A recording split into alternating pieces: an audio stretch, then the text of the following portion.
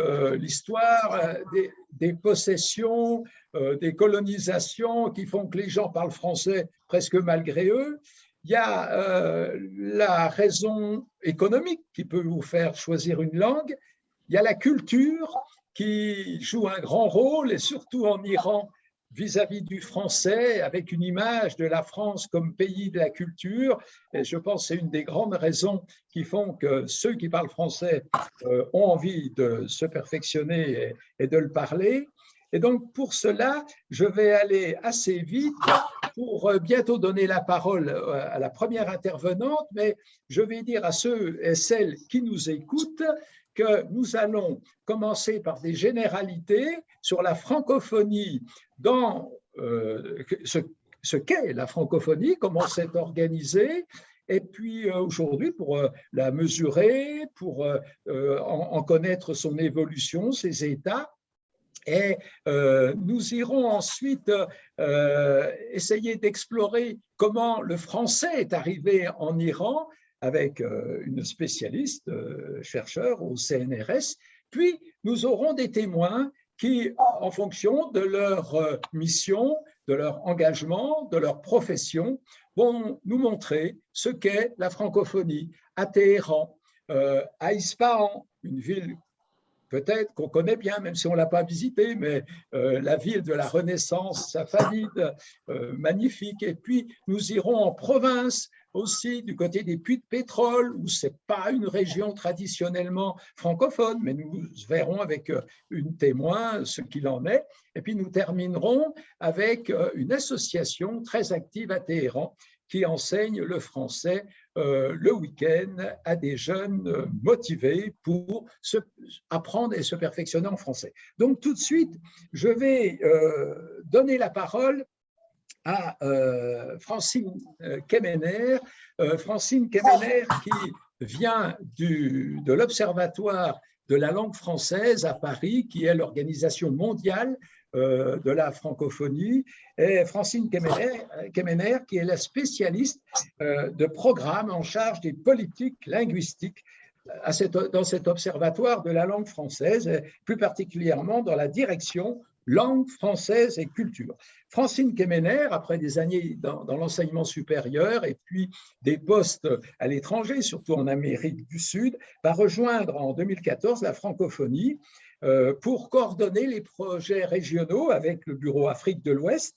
Et depuis 2017, Francine travaille à la direction de la langue française et des diversités des cultures francophones. On y travaille pour observer les usages du français, ses évolutions, et plus particulièrement liées à l'enseignement, aux variations socio-linguistiques, aux organisations internationales, aux politiques linguistiques. Et Francine Kemener, à qui je vais donner tout de suite la parole, est co-auteur d'un ouvrage paru chez Gallimard en 2019, La langue française dans le monde. Ma chère Francine, je vais vous demander, pour que l'on place l'Iran dans une situation plus globale, quelle est la situation de la francophonie dans, on va dire, au Moyen-Orient globalement. Voilà, nous vous écoutons. Merci beaucoup, cher Jean-Claude. Merci pour votre invitation. Avant toute chose, je suis ravie de me joindre à vous à l'occasion de cet événement. Je suis ravie de pouvoir participer donc à la contextualisation de la francophonie à l'international, puisque je ne pouvais pas faire l'économie d'une présentation globale, générale, donc, et géographique, et puis historique. Et puis, je vais essayer de me concentrer un petit peu plus sur la région Afrique du Nord, Moyen-Orient, puisque c'est comme ça qu'on fonctionne dans le travail de collecte et d'analyse de données que l'on fait à l'Observatoire.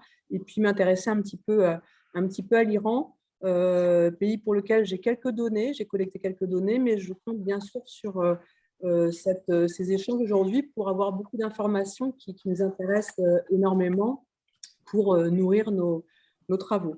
Je vais donc lancer la présentation. Alors, est-ce que je vais y arriver ?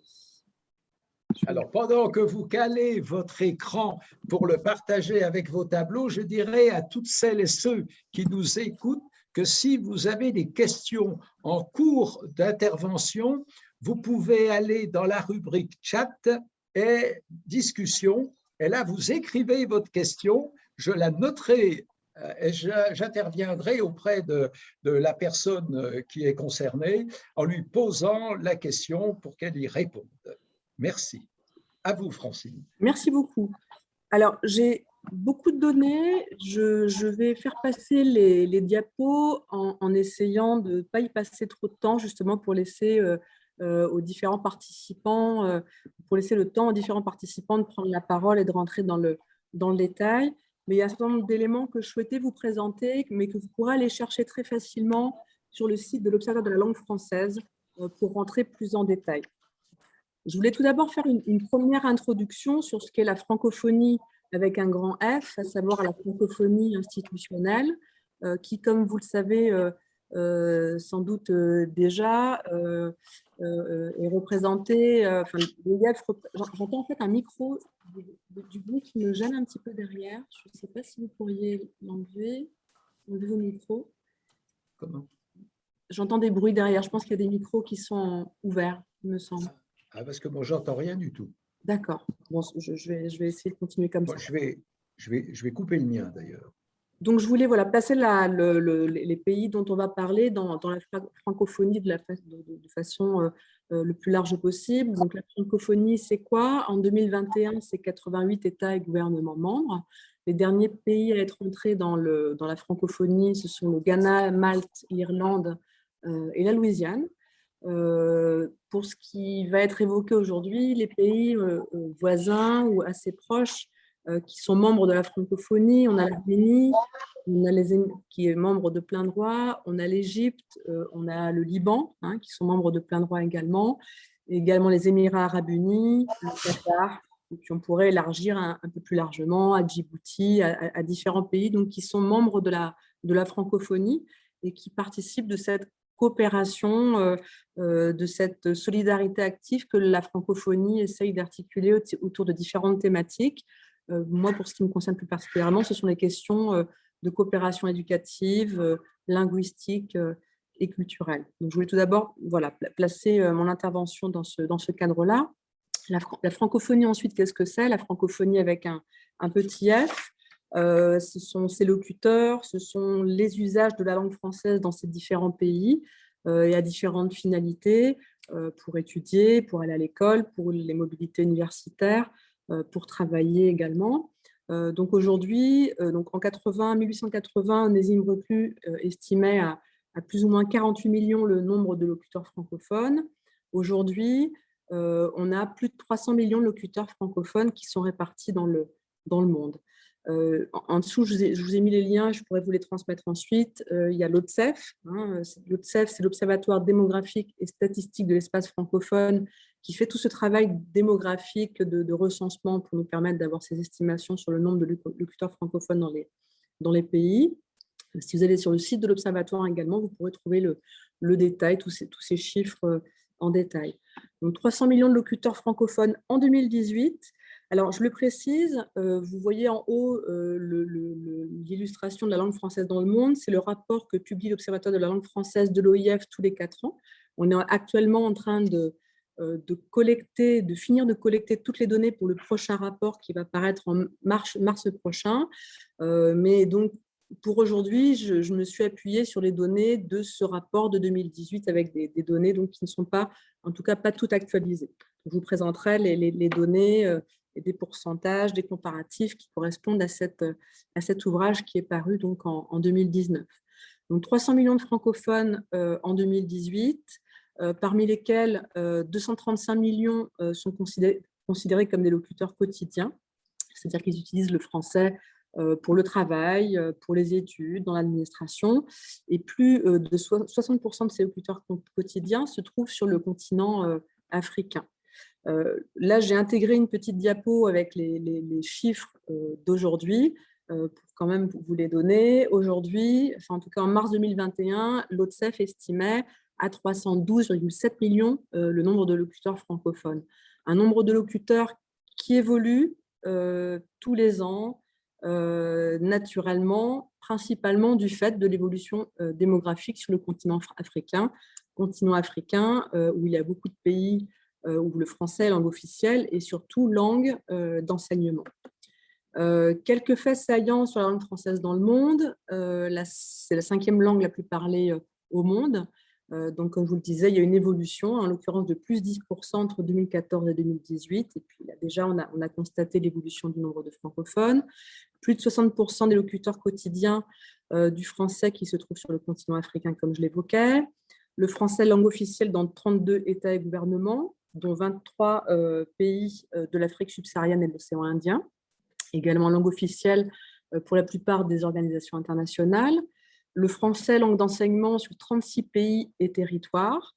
Là aussi, 23 pays d'Afrique subsaharienne qui représentent 73% de ces enfants scolarisés en français, qui le sont à 75% dans le primaire. Donc là, ça représente 81 millions d'enfants scolarisés en français. Ce ne sont pas des données ou, on va dire, une dynamique qui concerne véritablement la zone Afrique du Nord, Moyen-Orient, mais c'est plutôt la question de la langue étrangère, du français langue étrangère, qui va concerner la région qui nous intéresse aujourd'hui, avec plus de 51 millions de personnes qui apprennent le français dans le monde. Donc, je vous ai mis à titre indicatif le palmarès des 10 premiers pays francophones en 2018. On ne va pas rentrer dans le détail. On a la France en première position, mais le Congo, la République démocratique du Congo, qu'on retrouve immédiatement après, en seconde place. Et puis, un 3e pays qui est l'Algérie, et donc qu'il est intéressant de voir apparaître en 3e place, ainsi que le Maroc, en 4e place, donc parmi les pays où il y a le plus grand nombre de francophones dans le monde. Pour ce qui est des pays de la région Afrique du Nord et Moyen-Orient, donc on retrouve l'Algérie et l'Égypte aussi, on retrouve le Liban et le Maroc parmi les pays où il y a le plus grand nombre de francophones, et surtout la Tunisie, où le pourcentage de la population totale dépasse les 50%. En dessous, je vous ai mis une petite carte qui illustre la répartition des locuteurs quotidiens du français dans le monde. Je ne sais pas si vous réussissez à bien la voir. En l'occurrence, pour la région Afrique du Nord, Moyen-Orient, il s'agit de 15% des locuteurs francophones dans le monde. Comme je le disais, donc le français langue de scolarisation, ça concerne moins la région qui nous intéresse et les pays qui nous intéressent aujourd'hui, mais c'est intéressant de voir sur cette carte d'illustration des pays où le français langue de scolarisation, et comme vous pouvez le remarquer, l'Afrique, le continent africain est vraiment concerné par ce français langue de scolarisation, et donc ça doit pouvoir intéresser, influencer un intérêt pour les pays qui s'intéressent à des échanges avec le continent africain pour les études, pour des mobilités étudiantes et puis pour travailler. Je passe très vite là-dessus. Donc, en dessous, on peut le constater. Donc, région Afrique du Nord, Moyen-Orient, c'est 0,2% des enfants qui sont scolarisés en français. Donc, je passe très vite sur cette question. Le français langue étrangère, c'est ce qui nous intéressait plus particulièrement. 51 millions d'apprenants dans les systèmes éducatifs, donc apprenants de français langue étrangère. Parmi ces 51 millions d'apprenants, on en a 700 000 qui apprennent le français au sein du réseau des alliances et des instituts français. Mais c'est plus de 50 millions d'enfants qui apprennent le français langue étrangère dans les systèmes éducatifs, et à 45% dans les pays d'Afrique du Nord et Moyen-Orient. Donc, c'est l'information qui me semble la plus importante ici.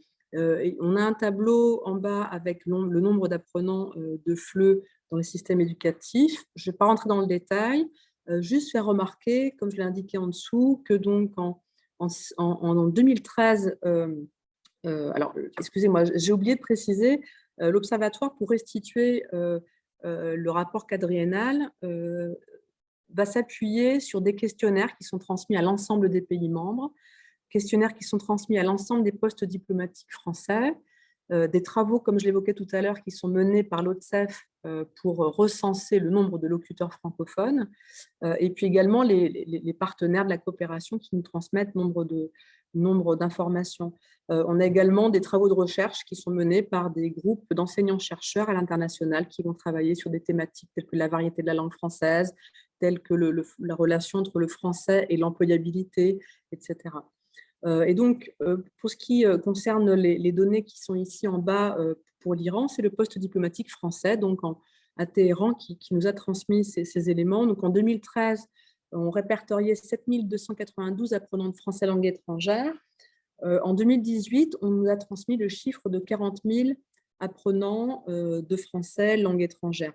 Ces chiffres ne sont pas exactement comparables, c'est pour ça qu'on ne le retrouve pas dans le tableau, puisqu'ils n'étaient pas rangés dans les mêmes catégories, mais je l'ai intégré. Pour le moment, je n'ai pas reçu les chiffres pour 2021, mais j'en appelle à vos contributions. Si vous pouvez nous mettre en contact avec des responsables ou au sein de l'Institut, de l'Alliance ou du poste diplomatique français peut-être, ou du ministère de l'Éducation en Iran. Voilà, si vous pouvez nous transmettre les chiffres pour 2021, ça nous intéresse fortement pour qu'on puisse les restituer dans le prochain rapport à paraître. Pour ce qui est du nombre d'apprenants de FLE donc dans les instituts et alliances françaises, on avait 600 apprenants en 2013 et 2200 en 2017, donc ce qui indique bien que le français intéresse de plus en plus en Iran. Très vite, je recontextualise donc le français dans la région Afrique du Nord, Moyen-Orient. La région Afrique du Nord, Moyen-Orient est donc la région qui compte le plus d'apprenants de FLE dans le monde. Ça représente 23 millions d'apprenants, c'est-à-dire 45% des apprenants. On a observé une évolution de plus 33% du nombre de ces apprenants entre 2014 et 2018, dans un contexte qui est particulier, puisque pour l'Afrique du Nord principalement, le français n'est pas langue officielle, le français n'est pas langue d'enseignement, ou parfois elle l'est, aux côtés des langues nationales, mais elle devient langue d'enseignement, langue d'apprentissage dans l'enseignement supérieur. Et ça, c'est un aspect important pour ces pays et pour tous les pays qui coopèrent et qui pourront avoir un intérêt à échanger pour des mobilités étudiantes, pour des échanges commerciaux, pour des coopérations avec ces pays. Donc, la langue française se développe dans le privé aussi, dans l'enseignement supérieur pour accompagner les projets de mobilité, comme je l'évoquais à l'instant. Le réseau des 56 instituts français réunis dans la région rassemble 50% des effectifs de l'Institut français, donc c'est très important. Les établissements scolaires français de l'AEFE, donc homologués par la France, concentrent 39% de leurs effectifs dans la région. Donc, ça concerne plutôt le Maghreb et principalement le Maroc et le Liban.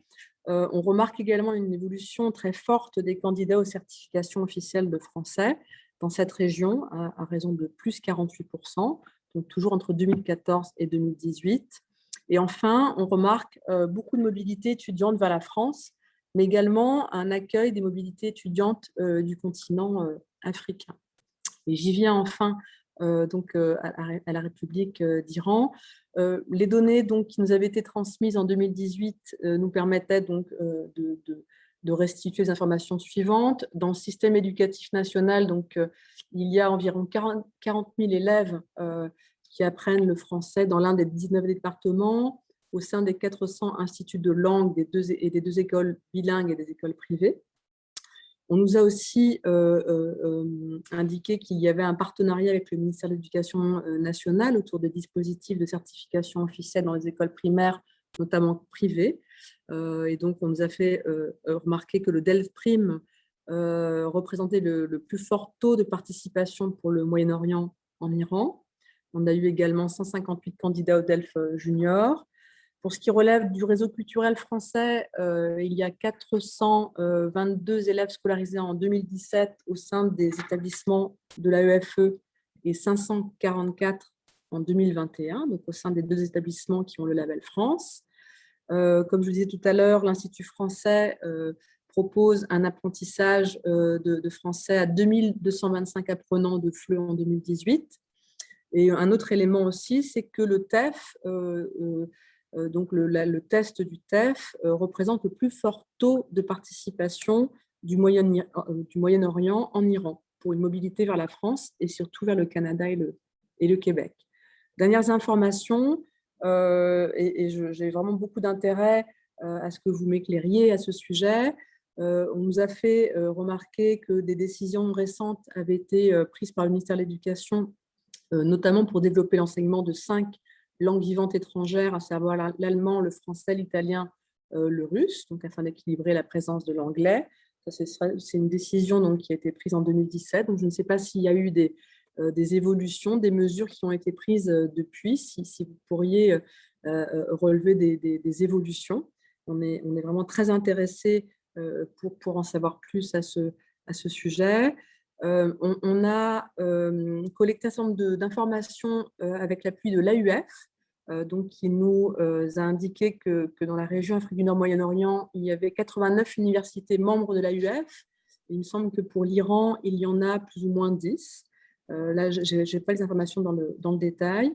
Dernières informations intéressantes qu'on nous a fait remarquer, à savoir une évolution du FOSS, du français sur objectif spécifique, qui a surgi suite aux accords de 2015 et donc au développement des activités économiques et touristiques dont il était question. On nous a fait remarquer aussi qu'à l'Université d'Ispahan, des cours de français LVE2 étaient proposés pour le département d'économie et de sciences politiques depuis 2 ans, il me semble.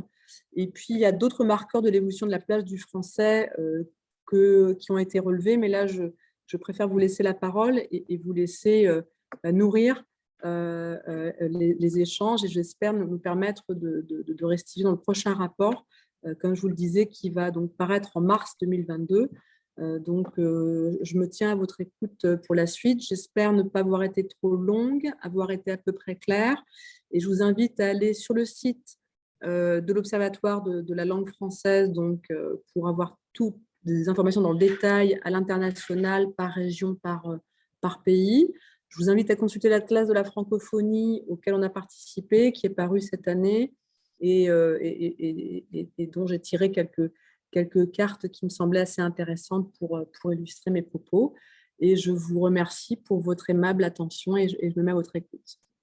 Merci beaucoup, Francine Kemener. Moi, je dois dire dans mes observations, et ça fera le lien avec l'intervenante suivante, c'est qu'on a tendance à dire, quand on est en Iran, oh là là, mais on parle bien moins le français qu'avant. Moi, j'ai remarqué une chose, c'est que, on va voir les confirmations ou pas, que Laïla Kochakzadeh, qui va intervenir sur l'introduction du français au 19e siècle en Iran, va nous dire, mais je pense que dans les époques d'introduction du français, il y a un siècle, un peu plus, c'était l'aristocratie et la cour qui essentiellement parlaient français. Et aujourd'hui, moi, je suis stupéfait en Iran de voir la diversité de l'offre qui est proposée par notamment les instituts privés qui existent, et pas seulement à Téhéran, mais dans toutes les villes. Quand on circule en Iran, il y a des instituts privés qui proposent des cours d'amélioration ou mise à niveau de l'anglais et des cours de français. Et c'est pour ça que dans les chiffres que vous avez montrés, c'est vrai, on voit des évolutions positives dans le nombre du FLE notamment, et on le constate là-bas parce qu'il y a cette langue de scolarisation, mais aussi, à côté, il y a une envie, mais on reviendra là-dessus, pourquoi il y a une envie des jeunes de venir vers le français. Je vous remercie, je sais que vous devez courir, Francine a une réunion importante. Merci d'avoir été avec nous pour cette introduction générale sur la francophonie et en particulier au Moyen-Orient, enfin Afrique du Nord, Moyen-Orient, puisque c'est aussi le découpage du ministère français des Affaires étrangères. Et je vais tout de suite donner la parole à Laïla Kochakzadeh qui nous a, qui a soutenu une thèse sur la langue française et sur l'introduction de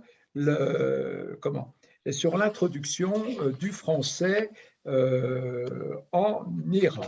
Alors, je vais battre ma coulpe parce que je vois que dans mes petits papiers, je n'ai plus le CV de Laïla, mais j'avais entendu Laïla Kochakzadeh intervenir dans la journée annuelle de l'INALCO et du centre de recherche.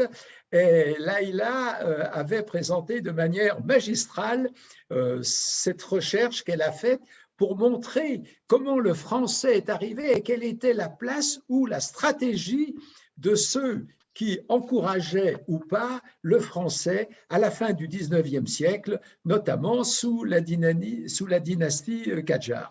Donc, Laïla Kochakzadeh, je vais tout de suite vous demander de nous dresser cette arrivée, on va dire, cette installation de la langue française dans l'Iran, en particulier à la fin du 19e siècle. Bonjour à toutes et à tous. Je suis très contente d'être parmi vous et merci, Monsieur Boisan, pour cette introduction et merci de m'avoir invité d'être avec vous aujourd'hui. Aujourd'hui, je vais vous parler en fait de la mesure dans laquelle un système, si je peux dire, un modèle éducatif français en sens général, la langue et la culture française ont été répandues en Iran au 19e, début du 20e siècle. Avant de parler de vraiment se concentrer sur la modalité de ce transfert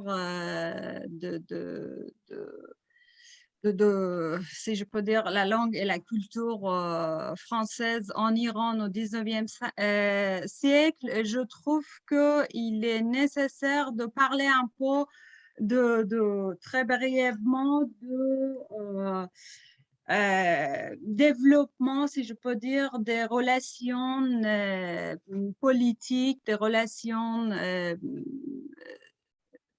culturelle franco-iranienne au début du 19e siècle.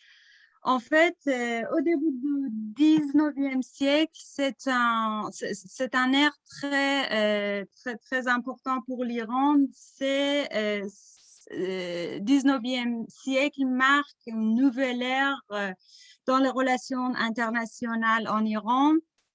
D'un côté, en fait, suite à l'industrialisation des pays européens, ils cherchent, comme vous le savez, à trouver de nouveaux marchés et ils mènent des conquêtes vers l'Orient. L'Iran est partie prenante de ces rivalités entre les grandes puissances européennes.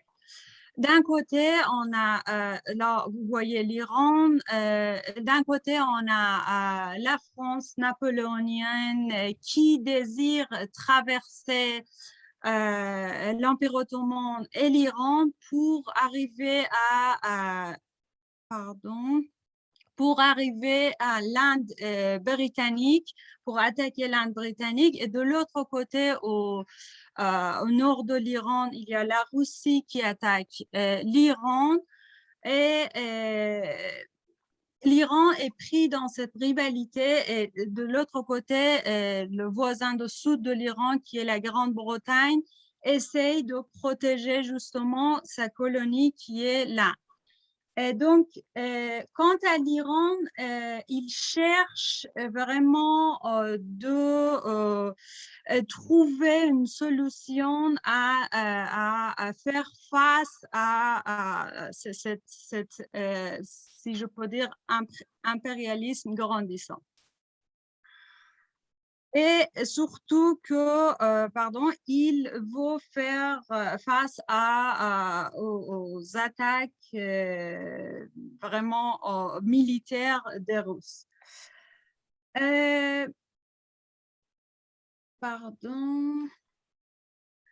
À ce moment-là, c'est vers 1807 que Napoléon décide de contacter le roi d'Iran pour, comme vous voyez dans ce fameux Tableau essaye de contacter le roi d'Iran pour justement réaliser ces projets d'attaquer l'Inde britannique, ce qui a été une invitation qui a été accueillie par le roi d'Iran, et parce que le roi d'Iran a besoin d'un pouvoir comme la France pour protéger ses territoires. Ce qui donne à une série de dépêches diplomatiques, une série de correspondances entre deux rois. Là, vous voyez, l'image n'est pas très bien, vous voyez les trois envoyés de la mission Gardin, qui est une mission envoyée par Napoléon auprès du roi d'Iran. Bref, le projet de Napoléon, comme vous le savez, tombe dans l'eau. Ça n'a jamais été réalisé, mais ça c'est certes, mais ça commence une relation, une série de relations aussi bien économiques, politiques et surtout culturelles entre l'Iran et la France. C'est à partir de ce moment que la France va être culturellement présente en Iran, qui va devenir très lentement une terre francophile, francophone. Avant de encore vous parler de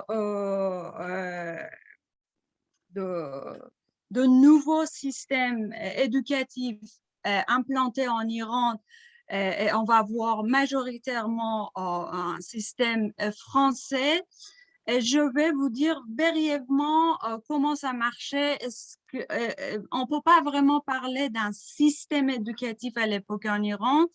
Les enfants fréquentaient ce qu'on disait maktab à l'époque, les enfants de tous les âges, et les matières enseignées normalement, c'était des matières un peu des enseignements vraiment rudimentaires, c'était des matières religieuses, enseignement du Coran, un peu de la littérature persane, un petit peu, surtout dans les maktabs privés pour les classes aisées, on avait un peu d'histoire, géographie et la médecine traditionnelle.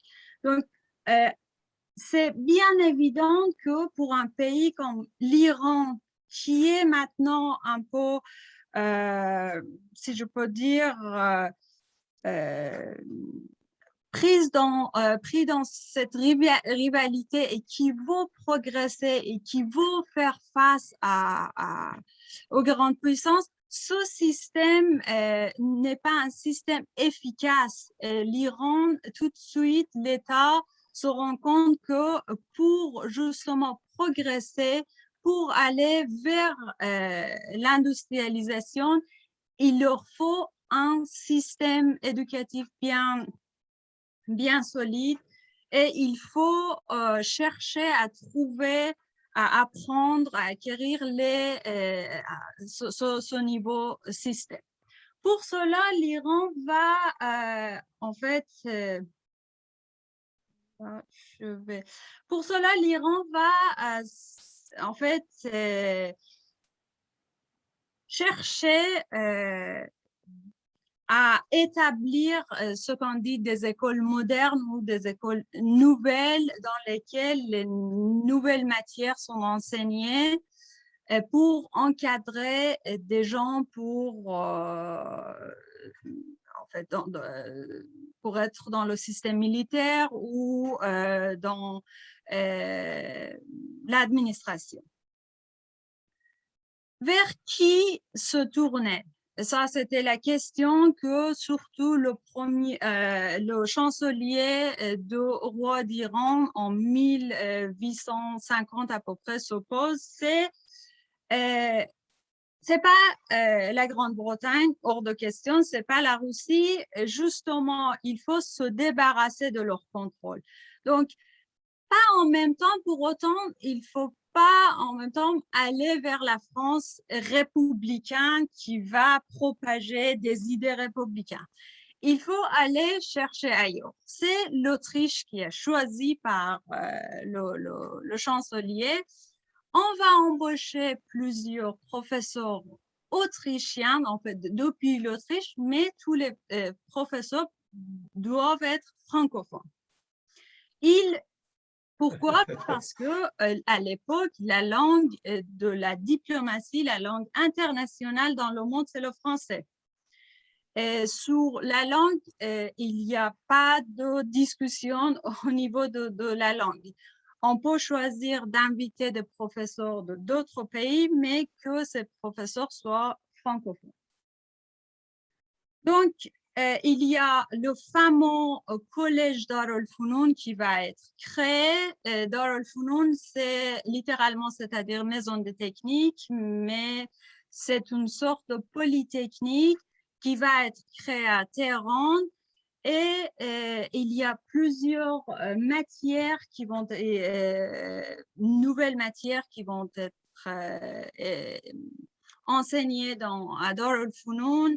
La médecine militaire, musique militaire ou encore infanterie. Au départ, c'était vraiment les matières portant sur l'ingénierie ou des sciences militaires ou la médecine. Le français dans ce collège est la deuxième langue enseignée. C'est parfois, pour certaines matières, c'est même la première langue enseignée dans ce fameux collège Dar el-Founoun. Comme vous voyez ici, ça fait, en France, on en parle, on est au courant de ce qui se passe en Iran des Iraniens francophiles. Là, je vous ai parlé de cette école Dar el-Founoun. Parmi des écoles étatiques importantes, on a aussi la création de l'école des sciences politiques. Et pour la première fois au début du XXe siècle, on commence à enseigner les matières comme vraiment sciences humaines. Avant, c'était pas facile à faire intervenir ces matières-là dans les écoles en Iran. Dans cette école de sciences politiques, qui était vraiment calquée sur le modèle de Sciences Po de Paris, les professeurs français et belges vont enseigner droit administratif, droit international, et le français est toujours la deuxième langue enseignée, puisqu'on va encadrer des diplomates qui vont être prêts à discuter, en fait, à communiquer avec le monde entier. Du coup, il faut bien les encadrer en français. Ensuite, combien de minutes il me reste? Il vous reste 3 minutes, Laïla. OK. Il y a aussi les écoles étrangères établies en Iran. Parmi ces écoles, ce sont les écoles Alliance israélite, Alliance israélite universelle, Alliance française et les écoles des missionnaires. Les écoles, comme M. Voisin vient de dire, les écoles comme les écoles missionnaires ou même Dar el-Founoun ou Sciences Po sont vraiment surtout au départ à la destination de la classe aisée. Mais ce qui est vraiment impressionnant avec les écoles d'OIU, Alliance israélite universelle, c'est que ces écoles, au départ, sont à la destination de la communauté juive. C'est une communauté qui est vraiment, qui fait partie de la classe défavorisée. Et du coup, les agents, si je peux dire, de l'Alliance israélite universelle vont s'établir là où habitent les Juifs. Pas forcément à Téhéran. On a en 1903 des écoles à Nahavand, des écoles francophones à Nahavand. Où est Nahraban en Iran, pour qu'on situe un peu? Nahavand, si je peux dire, si je ne me trompe pas, c'est vers un peu l'ouest de l'Iran. Et il y a des écoles à Séné, qu'on dit aujourd'hui Sanandaj, vers le Kurdistan iranien. Et on a des écoles à Hamadan. Et d'ailleurs, puisque les écoles de l'Alliance israélite ne font pas prosélytisme, tout au contraire des missionnaires, les parents musulmans vont envoyer leurs enfants à ces écoles-là. Du coup, d'un côté, c'est la classe défavorisée, si je peux dire, qui apprennent le français. On parle français dans les petites villes et en plus, ça crée une sorte de camaraderie entre les enfants musulmans et les enfants juifs qui vont après ensemble en fait mener un changement vraiment important, social et politique important. Côte à côte, ils vont participer à la fameuse révolution constitutionnelle iranienne. Et là, pour finir, je vais encore parler d'une école très importante, l'école Loqmanieh à Tabriz, qui a été créée par Luqman al-Mulk, qui était le médecin de prince héritier à Tabriz, au nord de ouest de l'Iran. Et en général, les médecins des rois iraniens étaient les Français pour la majorité, et eux, ils ont un rôle très important pour le développement de la langue française. Que ce soit à Téhéran ou ailleurs, l'exemple le plus parlant, c'est l'école Loqmanieh qui a été créée par ce fameux médecin, qui est d'ailleurs lui-même diplômé de l'école de médecine à Paris.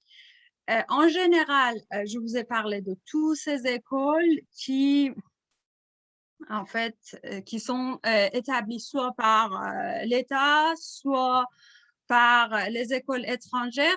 Après, tous les diplômés de ces écoles, ils vont eux-mêmes créer d'autres écoles, et une caractéristique importante pour montrer que l'école est moderne et nouvelle, c'est l'enseignement du français. Ça, c'était indispensable pour les créateurs, pour les fondateurs des écoles, l'enseignement de la proposition de l'enseignement du français, parce que c'était demandé par les parents. Les parents savaient que si leurs enfants vont avoir un avenir, vont entrer dans l'administration, ils doivent parler le français. Donc, je vais m'arrêter là. Je crois que j'ai trop parlé. C'est très… Alors, je pense qu'à travers votre discours, merci Laïla, on explique, il me semble, comment existe ce sentiment francophile en Iran aujourd'hui, parce qu'en vous entendant, quand on voit ce qui s'est passé au tournant des 19e et 20e siècles et la place du français dans les élites en particulier, mais pas seulement, vous venez de le dire, eh bien, tous ces gens qui étaient familiers avec le français, évidemment, quand on parle une langue, on aime le pays qui porte cette langue. C'est humainement vérifiable. Et donc, aujourd'hui, pour nos compatriotes qui nous écoutent, ils n'ont peut-être pas cette connaissance et cette notion de cet amour, on va dire, des Iraniens pour la France. On peut d'ailleurs, aujourd'hui, si on ne sait pas tout ça, se dire, mais pourquoi en Iran, on aime tant la France? Eh bien là, vous venez de nous donner des clés de compréhension. Je vous remercie beaucoup, Laïla. Je sais que vous auriez beaucoup d'autres choses à expliquer et à raconter sur cette part du français et le rôle que le français a joué dans ces époques en particulier. Mais malheureusement, voilà, on a fait une première introduction, on va dire historique, qui va nous permettre de comprendre la situation d'aujourd'hui. Je vous remercie et je vais me tourner tout de suite vers quelqu'un du monde académique, mais d'aujourd'hui, qui est notre ami Rouallah Hosseini, qui dirige le département de français de l'Université de Téhéran depuis 2009. Il est lui-même docteur en littérature comparée entre la France et l'Iran. Alors, est-ce que, Rouallah, tu m'entends? Tu peux venir. Je vous entends, oui. Voilà, je vous entends. magnifique. Je dis au revoir à Laïla et puis on va mettre Rouallah en exergue au milieu de l'écran si Vaïd sait manipuler ça. Et Rouallah Hosseini, qui va parler à présent, est quelqu'un donc de très engagé dans la francophonie et dans la francophilie aussi. C'est un grand ami de la France à Téhéran, à l'université, mais pas seulement, y compris aussi dans le cinéma. Et Rouallah est très actif dans le domaine de la didactique, de la recherche, de l'enseignement des langues étrangères, dont le français, sa passion. Il a dirigé jusqu'en 2020 l'Institut pour les études nord-américaines et européennes en organisant de nombreux ateliers. Il publie en France, à l'Harmattan, aux éditions Rive-Neuve, et notamment une dernière étude, un ouvrage, Crise de la modernité et modernité en crise, où Rouallah Hosseini a comparer les œuvres d'Albert Camus avec un grand homme de la littérature et de la poésie iranienne, Sader Hedayat, qui est du reste inhumé au Père-Lachaise à Paris. Donc, mon cher Rouallah, à l'université de Téhéran, donc là on est dans le bateau amiral de l'Iran, évidemment, dans la capitale, à l'université, en plus, tu as l'expérience et le recul sur toutes ces années passées à l'université. Est-ce que tu peux nous expliquer, je me permets de tutoyer Rouallah parce qu'on se connaît depuis 20 ans maintenant. Bien sûr, est-ce que tu peux nous expliquer qui choisit, parmi tous ces étudiants, qui choisit le français, pourquoi ils choisissent le français, et dans toute ta carrière, quelle est l'évolution que tu vois sur la place du français à l'université de Téhéran? On t'écoute. OK. Bon, bonjour à toutes et à tous. Vous m'entendez bien, j'espère? Oui. On t'entend. OK, 5 sur 5. Donc, je tiens à vous remercier tout d'abord de cette invitation. Je suis vraiment heureux d'être parmi vous ce soir avec mes collègues, mes chers collègues. Donc, je m'excuse tout d'abord si je n'ai pas de PowerPoint à présenter. Non. Donc, en fait, je pensais à une forme plutôt question-réponse. Et donc, OK. En ce qui concerne votre question, cher Jean-Claude, bon, je pense que les raisons sont diverses et diffèrent selon l'âge, selon les études ou même la classe sociale des gens. Oui, ça c'est déjà évoqué par nos chers collègues. Selon que l'on est à l'âge de 18 ans ou 30 ans, qu'on a fait des maths au lycée ou les sciences humaines ou l'art, qu'on habite les métropoles ou les petites villes, les villages, le choix change. Selon que le candidat ou la candidate est titulaire déjà d'un baccalauréat ou d'une licence, les raisons, les motivations varient. Et il y a par ailleurs le hasard qui ne manque pas d'orienter certains ou certaines vers la langue française, car le concours d'entrée à l'université en Iran, c'est un peu comme un tirage au sort. Hein? Il arrive qu'on fasse le choix de quelques disciplines pour ne pas laisser vite les dernières cases. Donc, on fait le choix de quelques disciplines dans la langue et la littérature française ou la traduction française. Et ce sont justement ces derniers choix qui sortent au tirage. Donc, faisant abstraction du hasard, nous pouvons discerner ces raisons pour le choix du français par nos étudiants. Bon, premièrement, c'est qu'on s'intéresse aux langues étrangères et donc la seconde langue après l'anglais, c'est le français. À l'université de Téhéran en particulier. À l'université de Téhéran en particulier, même dans toutes les universités. Là où il y a le français, il y a aussi cette possibilité d'opter pour le français. Bon, je précise tout de suite que l'arabe, je ne le considère pas dans ce classement pour des raisons précises, hein, dont la discussion demanderait un temps très large. Donc, et il est vrai et normal que la demande pour l'anglais est beaucoup plus forte que toute autre langue. En revanche, le français conserve toujours la deuxième place après l'anglais, et cela malgré le développement de l'apprentissage d'autres langues comme l'allemand, comme le russe et récemment l'espagnol et récemment le chinois. Et une deuxième raison, vous la connaissez très bien, ça a déjà été évoqué par Madame Kuchakzadeh aussi, hein, c'était l'attrait de l'art et de la littérature. Donc, c'est un autre facteur pas moins important que les autres, surtout pour les élèves qui font des sciences humaines ou de l'art au lycée ou en licence.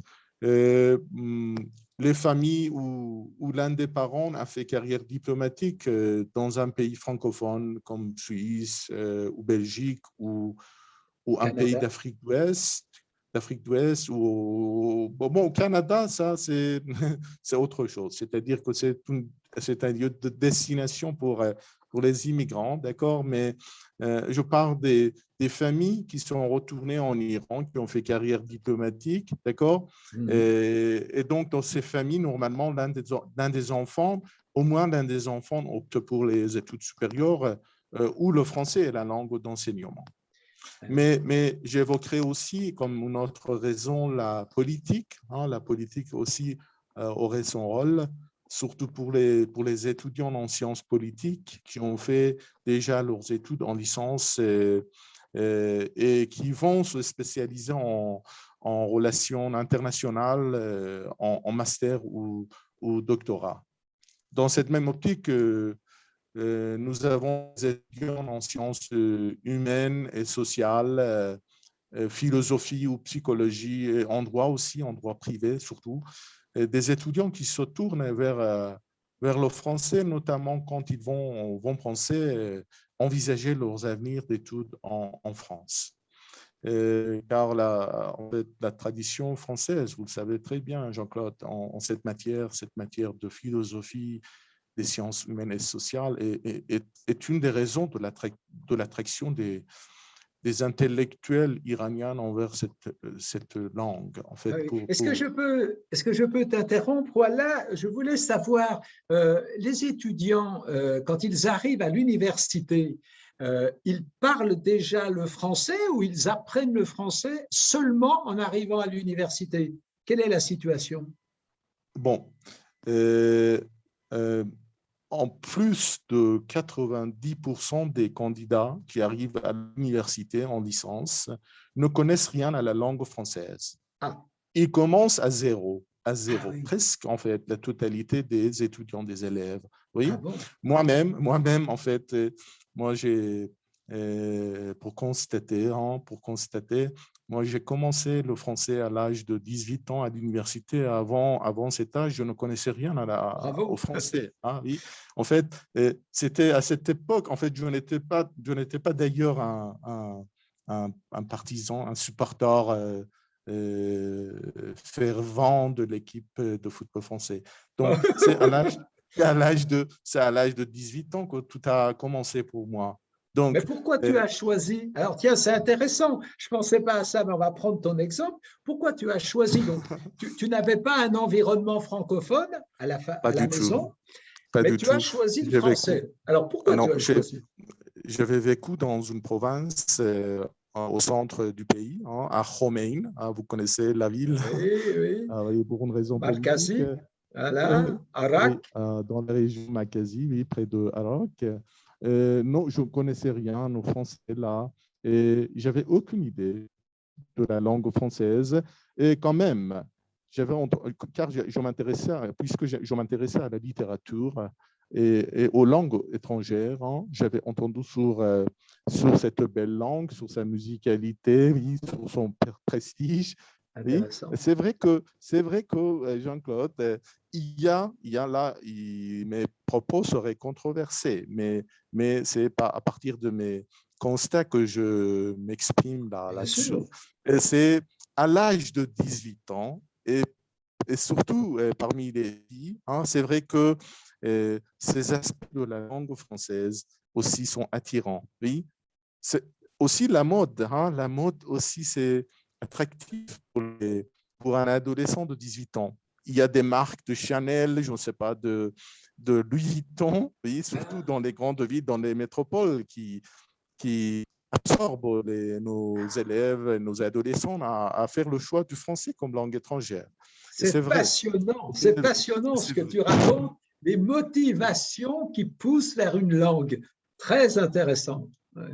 Voilà. Et alors, là, tu es peut-être un exemple qui illustre ce propos où des enfants de classe moyenne qui n'ont jamais appris le français, ni dans leur famille, dans leur milieu familial, ni à l'école primaire et secondaire, peuvent être tournés, pour ce que tu es en train d'expliquer, vers le français.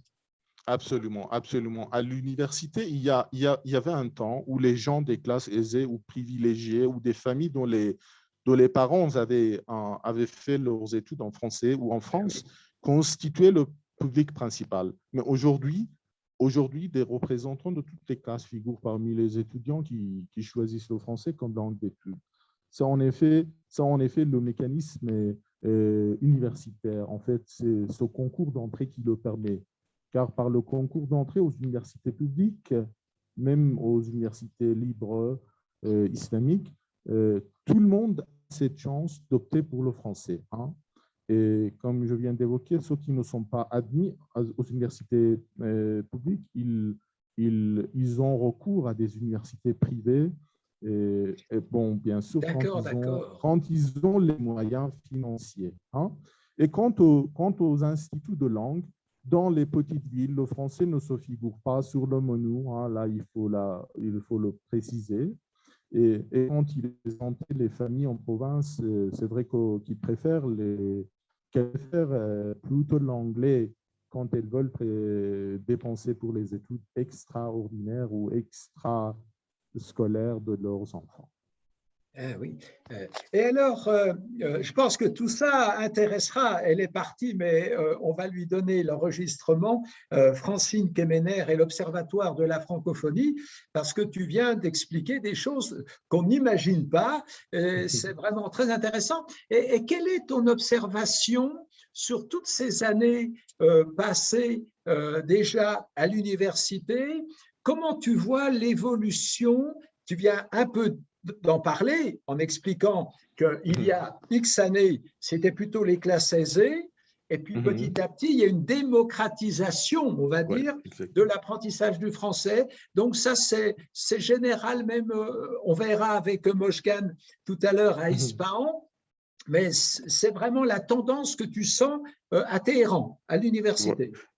Et dans d'autres provinces, en fait, dans d'autres métropoles, où il y a surtout ce département ou des instituts où on présente la langue française.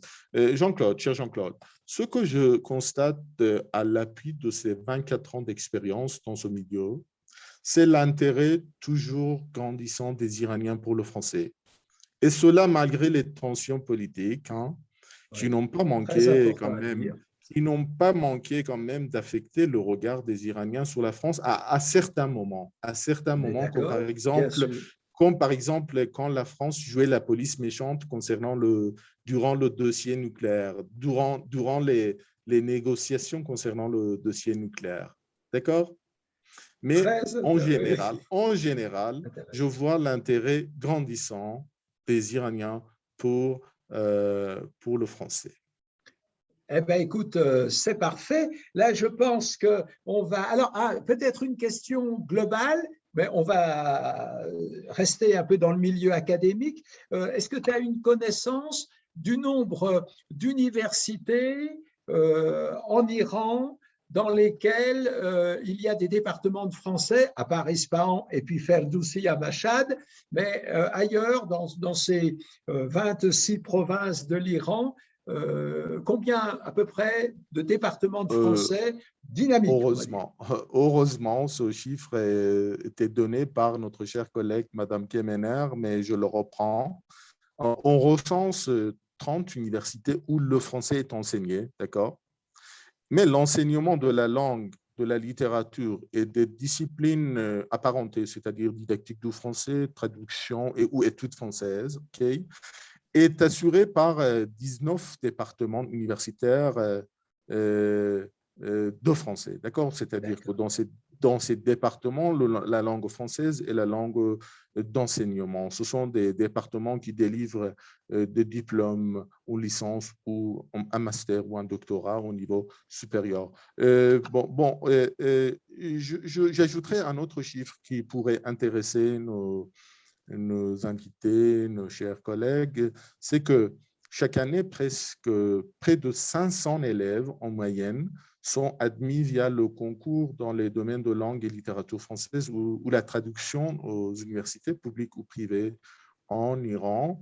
Et comme je viens de le noter, la plupart de ces candidats, ces candidates, c'est-à-dire plus que 90% de ces élèves ne connaissent rien à la langue française.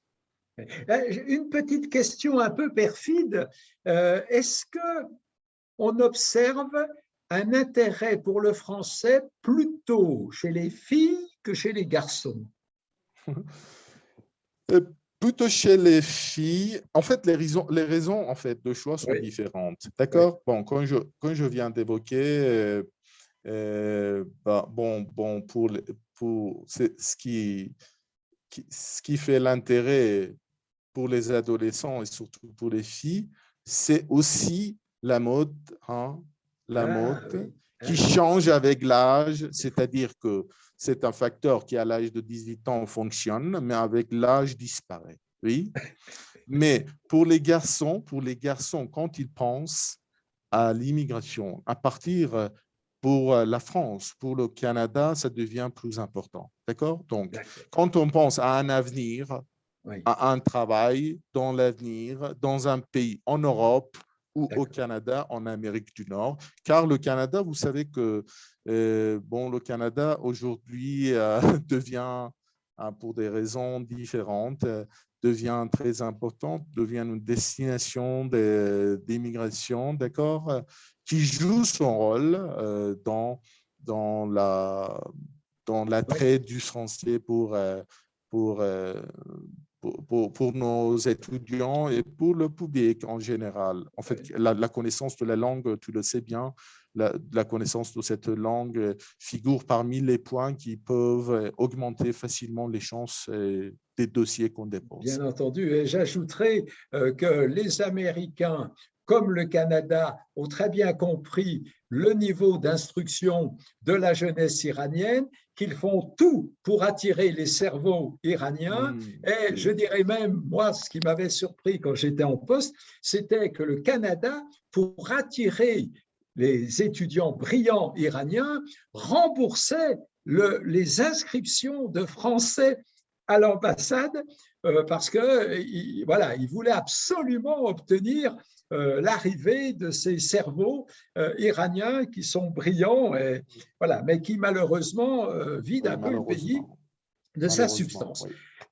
Rouella, merci beaucoup pour ton témoignage. Et on va rester dans le monde de l'université, mais nous allons aller en province avec Moshgan Mardahavizadeh, qui va allumer sa vidéo. Le micro est déjà ouvert. Moshgan, bonjour.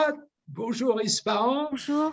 Et Moshgan, qui s'est initié à la langue et à la culture française depuis l'âge de 3 ans, dans une école bilingue à Ispahan, et qui va poursuivre cet apprentissage du français tout au long de son cursus primaire, secondaire, universitaire. Donc, ça fait très longtemps que Moshgan est tombé dans la potion de la francophonie.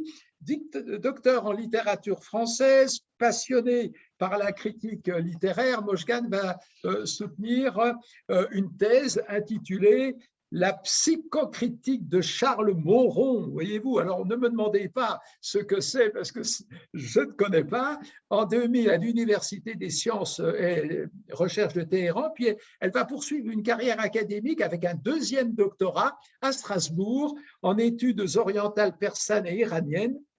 Elle va participer à de nombreux ouvrages. Elle écrit une foultitude d'articles scientifiques. Je vais citer, par exemple, Simone de Beauvoir, 100 ans après sa naissance, quelque chose qui parle au français.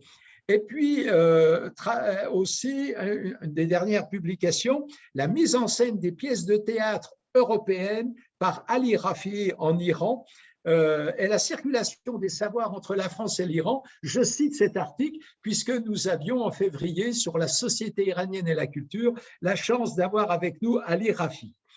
Elle est enseignante, Mojgane, depuis 1993, donc ça fait une grande carrière à l'université, ancienne directrice du département de français de la faculté des langues étrangères de l'université d'Ispahan, et ancienne éditrice en chef d'une revue, aussi académique du même département, membre fondatrice d'un institut d'études supérieures, et j'ajouterai la dernière corde à son arc, Mojgane Mardaravisadeh est traductrice assermentée du français auprès du pouvoir judiciaire d'Ispahan.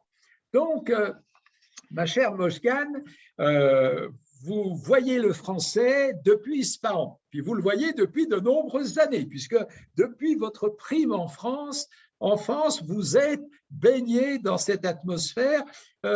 Quelle est aujourd'hui à Ispahan la place du français, quand on sait que ça a été, j'allais dire, une résidence privilégiée des Français depuis le XVIe siècle, déjà les religieux, les missionnaires, les capucins, les jésuites, ainsi de suite.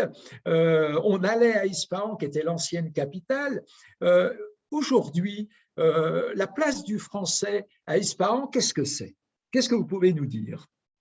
Oui, alors, bonjour à toutes et à tous. Tout au seuil de mes paroles, permettez-moi de remercier les organisateurs de ce webinaire, en particulier vous, Jean-Claude, ainsi que les autorités responsables du Centre franco-iranien pour l'intérêt qu'ils portent aux relations bilatérales franco-iraniennes.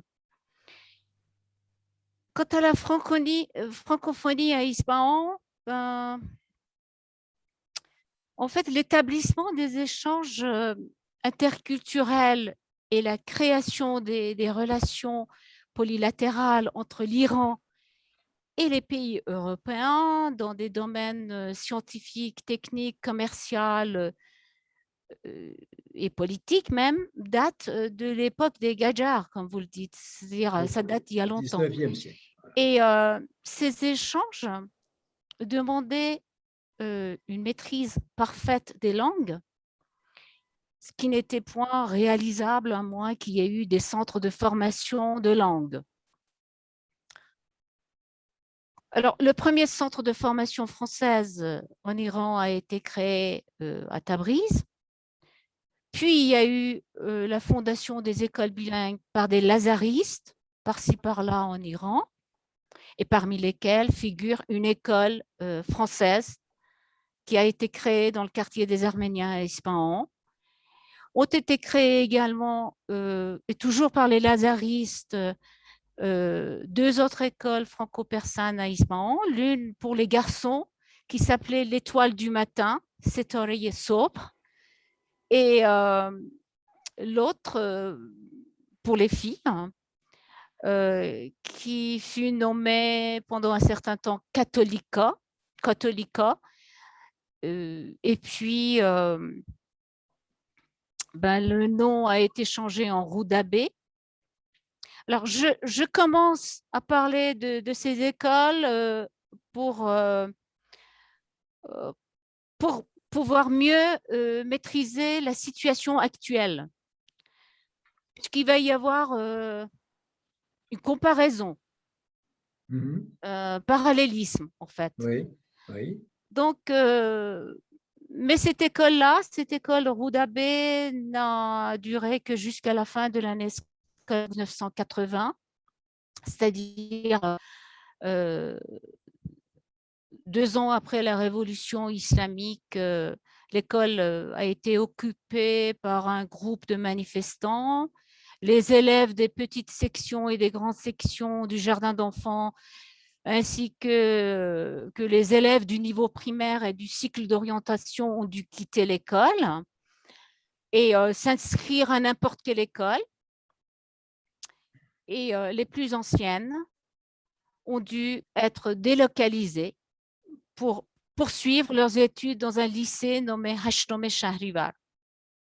Et voilà, mais alors j'allais vous interrompre, pardon, excusez-moi, mais alors je comprends déjà le socle qui pouvait exister, les relais qui pouvaient exister pour entretenir la francophonie à Ispahan. À l'université, puisque vous êtes de l'université depuis longtemps, oui. Est-ce que vous voyez, comme Rouallah sur Téhéran, les mêmes évolutions par rapport à vos étudiants ou étudiantes?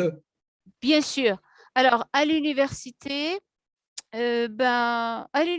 d'Ispahan, qui est une université publique iranienne et multidisciplinaire, est composée de presque 14 facultés couvrant les grands domaines universitaires.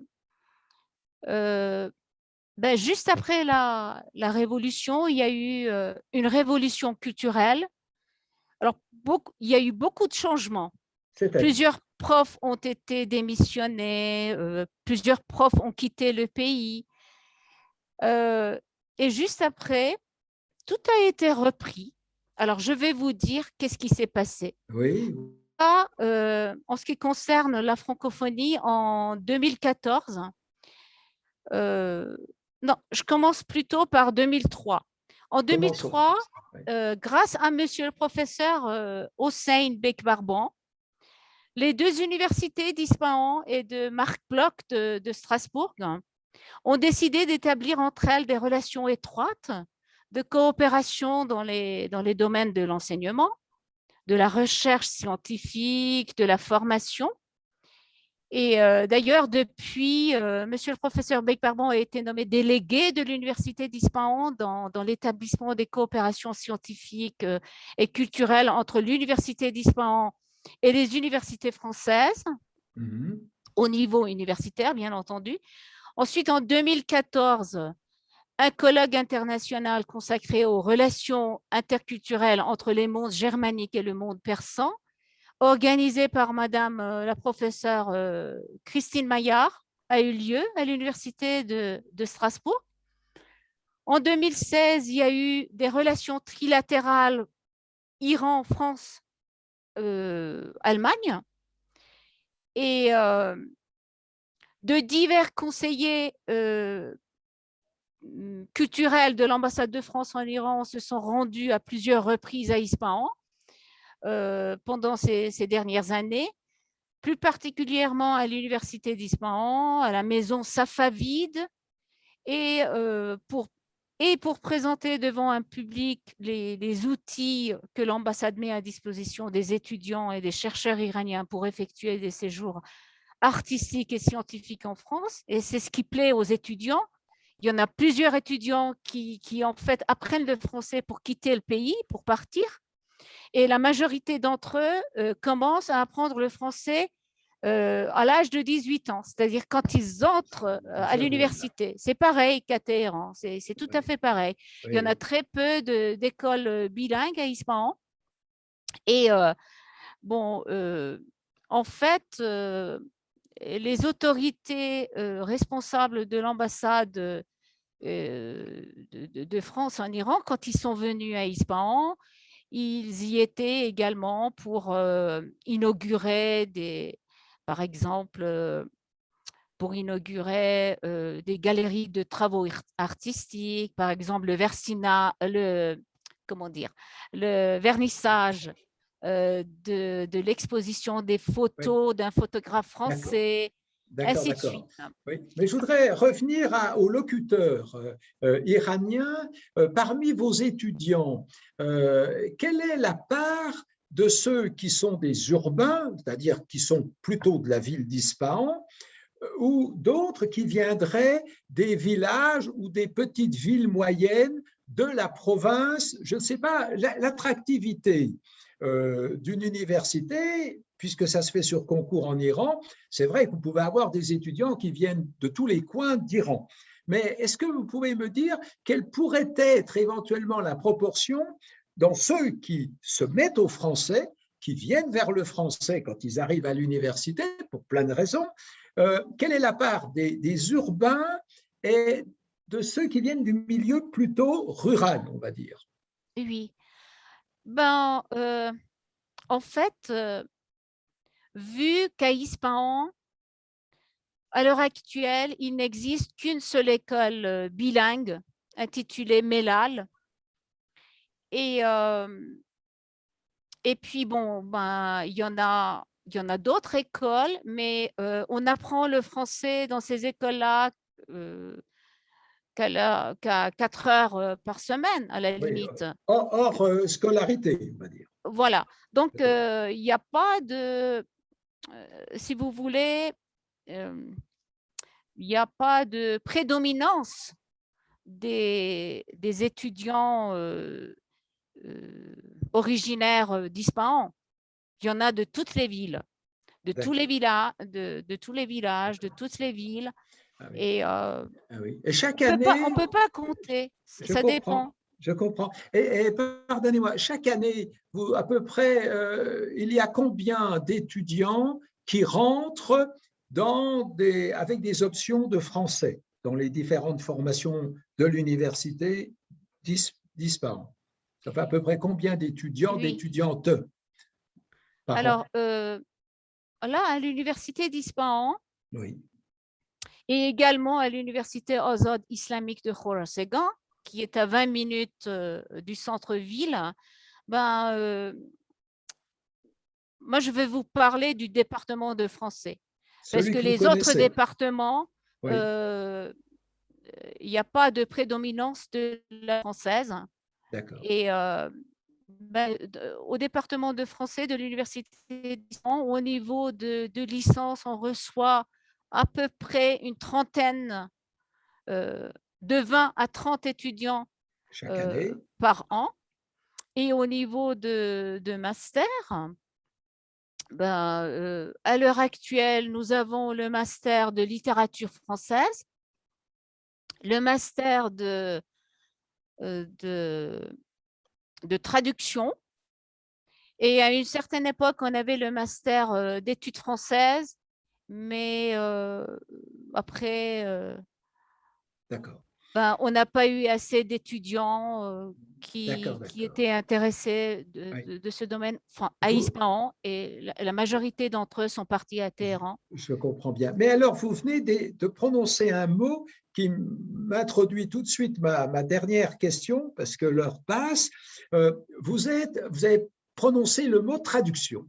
Et vous êtes traductrice assermentée pour le français, pour le pouvoir judiciaire à Ispahan.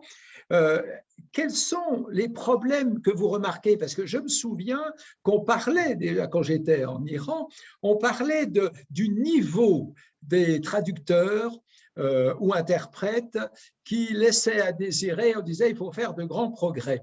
Quels sont les problèmes majeurs que vous voyez apparaître dans les traductions du français au farsi, au persan, ou réciproquement du farsi au français?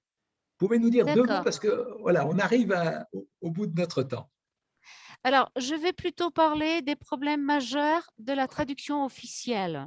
D'accord? Alors, les documents et les diplômes qui sont obtenus en France, normalement, doivent être légalisés auprès de l'ambassade de l'Iran à Paris pour être reconnus en une deuxième étape auprès du ministère des Affaires étrangères en Iran. Pour qu'ensuite, un ou une traducteur ou traductrice assermentés, bien entendu, puissent traduire officiellement le document en question. On est d'accord. Et la majorité des clients ignorent cela, c'est-à-dire ne sont pas au courant de ce fait. Donc, ils arrivent en Iran sans avoir légalisé leur diplôme auprès de l'ambassade de l'Iran à Paris. Et il va y avoir beaucoup de problèmes parce qu'il n'y a pas de relations virtuelles entre le ministère des Affaires étrangères et l'ambassade d'Iran à Paris. C'est-à-dire ça ne se peut pas faire d'une manière virtuelle, cela. Il faut, pour pouvoir légaliser son diplôme, il faut être dans le lieu. Et vu le corona… D'accord. Là, ce sont des problèmes d'ordre administratif, mais ce ne sont pas des problèmes d'ordre linguistique ou méthodologique. Non, dans la formation des traducteurs assermentés. Il y en a aussi, moi personnellement, je ressens des problèmes au niveau linguistique, pas précisément pas particulièrement sur la traduction officielle, mais sur la réciprocité des coopérations bilatérales.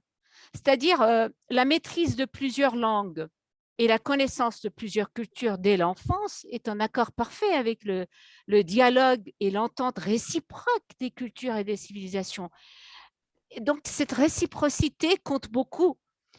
Et actuellement, malheureusement, le persan ne compte pas parmi les langues internationales et en aucune université, le persan n'est pas considéré en tant qu'une langue en usage des disciplines telles la traductologie et l'interprétariat. Et bon, c'est vrai que pour être titulaire d'une licence en langue étrangère appliquée, il faut maîtriser 3 langues européennes ou 3 langues orientales, mais parmi ces langues, nous ne constatons pas le persan. En tant qu'Iranienne, nous gardons toujours l'espoir de voir un jour le persan parmi les langues enseignées en traductologie et interprétariat. Voilà. Mais en ce qui concerne le réseau d'enseignement du persan en Europe, heureusement que grâce à notre très cher professeur, monsieur le professeur Begbarbon, il y a eu la création d'un centre universitaire nommé QRIA. Mais à part cela… Voilà. Permettez-moi de demander ici même à tous ceux qui sont pour cette réciprocité d'entente culturelle de venir à l'aide de QRIA, physiquement, moralement, financièrement, et faire le maximum pour que ce centre s'épanouisse jour après jour. Voilà. Et comme ça, dans un avenir assez proche, ce centre pourra gérer des centres de formation et des écoles bilingues dans lesquelles le persan pourrait trouver sa place. Et il va y avoir cette réciprocité. Et voilà, et nous allons tous prier pour qu'un nouveau Louis XIII revienne, puisque en créant l'école des langues orientales, la première chaire qui a été ouverte était le persan à Paris, dans cette école des langues orientales. Je vais vous remercier, Moshgan, pour donner la parole à notre avant-dernière intervenante. Merci depuis Ispahan. J'espère que le Covid va vous épargner et que les choses reviennent petit à petit à la normale. Je sais que c'est en train de bouger en Iran. Vous sortez un peu de la catastrophe là, qui était celle qui régnait. Je vous remercie et je vais tout de suite demander à Sierrad, si elle m'entend, d'ouvrir sa vidéo et son micro parce que nous allons aller la retrouver en direct d'Andimeshk. Nous sommes vers les puits de pétrole iraniens pour nos compatriotes. Vous pouvez ouvrir votre micro, Assier. Voilà. C'est à moi de vous remercier. Au revoir. Merci, Moshgan. Merci beaucoup. À bientôt. Je suis là, en tout cas. J'espère. Voilà, vous pouvez couper votre vidéo. Mais merci. Alors, cette jeune personne qui va intervenir, qui est titulaire d'un master en langue et littérature française qu'elle a obtenu au sein de l'université Ferdoussi de Mashhad, dans le nord-est, qui possède un département de français très renommé en Iran, est enseignante en français langue étrangère. Elle va débuter sa carrière d'enseignante de français à Mashhad avant de rejoindre sa région d'origine, le Khouzestan. Donc, le Khouzestan, c'est cette région, je caricature un peu, mais des puits de pétrole en Iran, dans l'angle un peu sud-ouest du pays. Et elle enseigne depuis dans différents instituts privés. Je vous parlais de la force des instituts privés. Et à l'université de cette ville moyenne de la région, Andimeshk, qui est proche de la capitale, qui s'appelle Arvaz. Et elle est amoureuse du français. Elle a notamment publié et animé récemment une conférence sur l'anthropologie en Iran, d'après les souvenirs du voyage en Perse du comte Julien de Rochechouart. Il avait fait son voyage en Perse, comme de nombreux Français, et qui ont laissé leur témoignage en 1864. Alors, je vais vous demander, d'abord, j'espère que vous allez mieux, parce qu'il y a une semaine, Astier était complètement anéanti par le Covid, et on sait les effets que ça a sur la santé, où on n'a plus envie de rien du tout et qu'on est complètement à plat. Donc, j'espère que vous avez petit à petit, même si ce n'est pas complètement, retrouvé un peu d'énergie, et je vous remercie. Et je voulais vous demander, alors, pourquoi avez-vous choisi le français? D'abord, bonjour à tous et à toutes. Bonjour. Merci d'avoir donné ma parole. Et pourquoi j'ai choisi le français? Donc, à chaque fois que quelqu'un me pose cette question, je dis seulement un mot, c'est la littérature. Mais en général, je vais expliquer, mais en général, j'ai toujours aimé l'apprentissage des langues étrangères, n'importe quelle langue d'abord.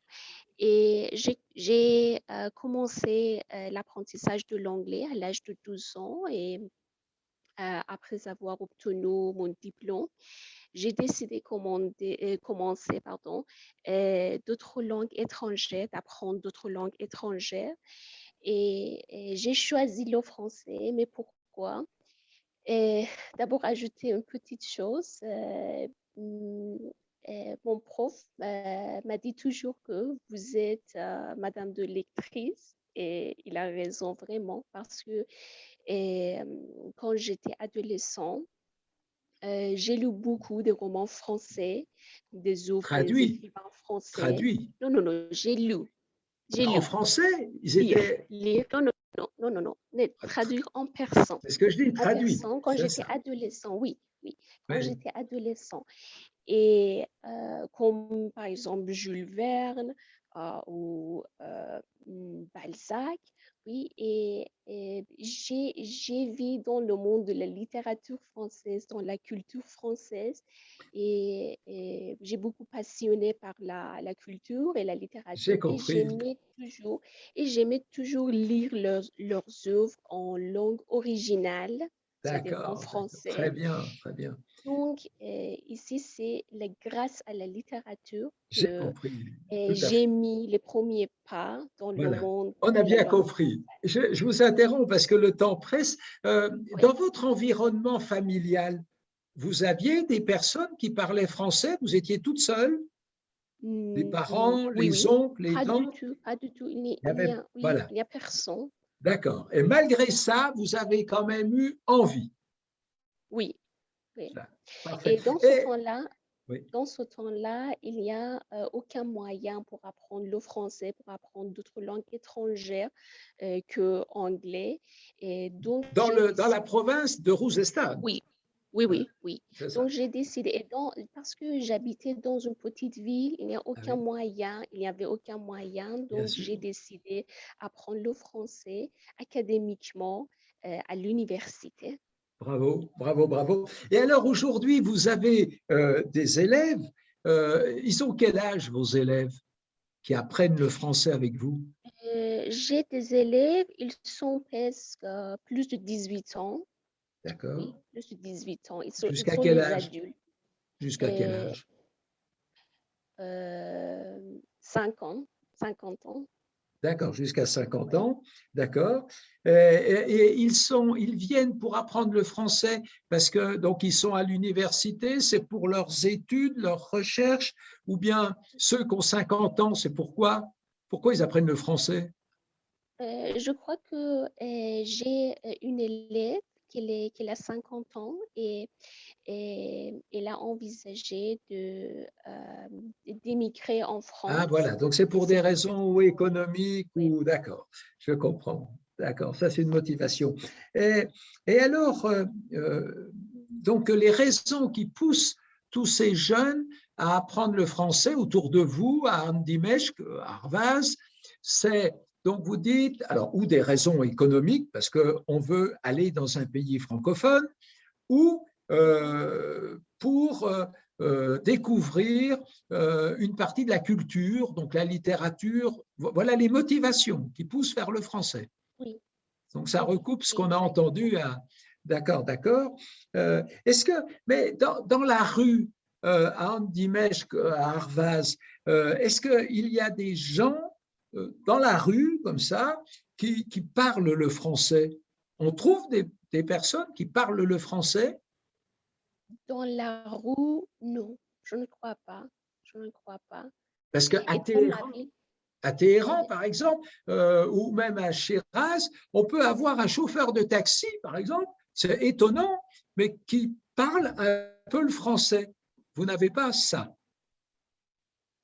euh, oui, j'ai un élève, c'est très intéressant. J'ai un élève qui est chauffeur de taxi Ah bon? et je crois et il a talent spécifique dans l'apprentissage des langues étrangères parce qu'il parle trop bien, très bien anglais, à la fois français, mais bien sûr dans son niveau.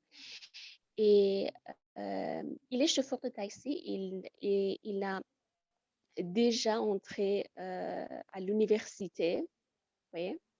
Et, il travaille à cause des problèmes économiques, Oui, des problèmes du chômage, problèmes de familial, oui. Mais malgré tous ces problèmes, il continue à apprendre le français avec beaucoup d'enthousiasme. Et je crois qu'il envisage aussi ou on peut dire euh, qu'il rêve de voyager en France d'accord, et peut-être un jour y vivre d'accord, ouais, et y continuer d'accord. ses études. Bon, enfin, ça serait dommage d'apprendre que le français est à l'origine de l'appauvrissement des cerveaux iraniens qui veulent partir ailleurs. Mais bon, on peut difficilement aller contre ça. Vous avez combien d'élèves, grosso modo? Enfin, là, en ce moment, avec le Covid, n'en parlons pas, mais avant le Covid. Oui. Maintenant, dans ma ville, maintenant 10 élèves. Oui, je donne des cours privés pour 10 Oui. élèves, mais je travaille à l'université et je donne des cours pour les étudiants de l'anglais parce qu'ils Ah, doivent passer le français bon. dans quelques semestres. Ah oui, d'accord, d'accord. D'accord. Eh bien, écoutez, là, je vais voilà, vous remercier pour ce témoignage depuis Arvaz.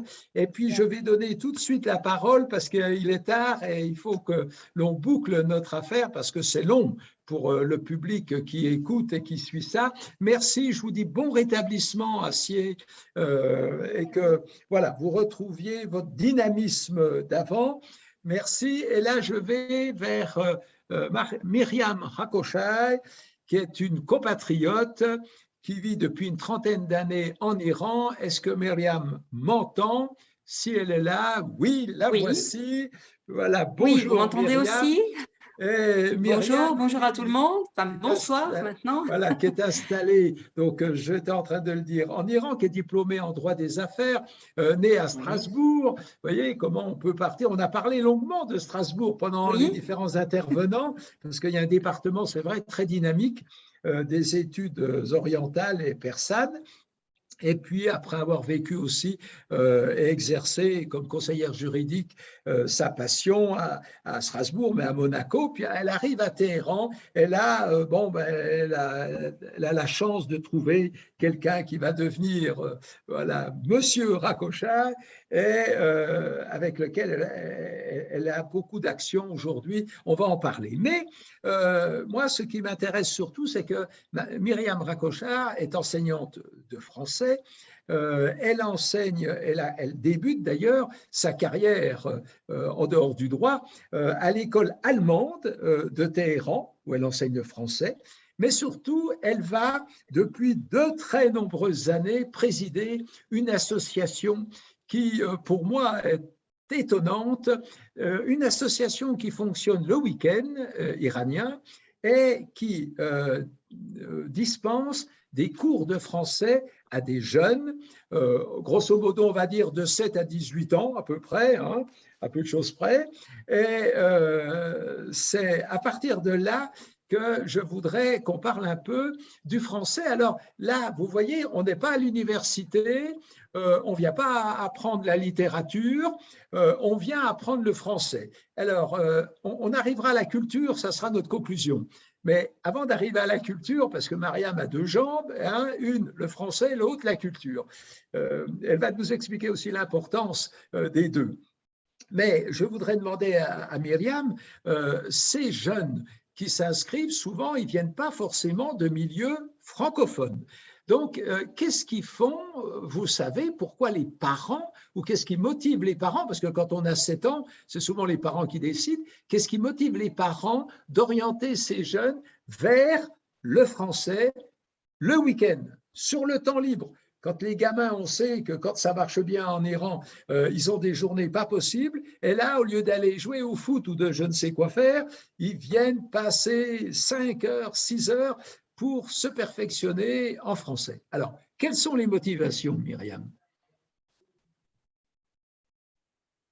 Ah, je vois qu'on a un problème. Non.